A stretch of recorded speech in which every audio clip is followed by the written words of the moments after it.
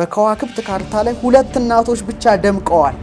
በምድር ላይ እኮ ነው ማለት በፕላኔት ሁለቱም እናቶች ደግሞ ኢትዮጵያውያን ናቸው። አንዷ ልዕልተ ኢትዮጵያ፣ አንዷ ንግስተ ኢትዮጵያ። ሰው ስለ ጨረቃ ሙሉ ጨረቃ ሊዘፍን ይችላል፣ ሊያንጎራጉር ይችላል፣ ትኩር ብሎ ፍዝዝ ብሎ ሊያያት ይችላል። እና በተመሳሳይ መልኩ ሴቶችም የተሰጣቸው የተፈጥሮ ኃይል ውበት ነው። የሴቶች የወር አበባ ዑደት የሚመራው በጨረቃ ነው። ወንድ በጀግንነቱ፣ ወንድ በስራው፣ ወንድ በድርጊቱ፣ ወንድ በሰጭነቱ ነው እንደ ፀሐይ መታወቅ ያለባት።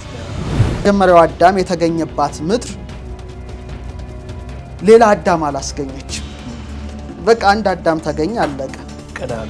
ቀዳሚው በቃ አለቀ። ከዛ የተገኘ ቅድስት ድንግል ማርያምም ኢየሱስ ክርስቶስን ብቻ ያስገኘች ሁለተኛውን አዳም ድንግል ናት። ያቺ የሁላችን አባት አዳምን አስገኘች፣ የመጀመሪያዋ ምድር።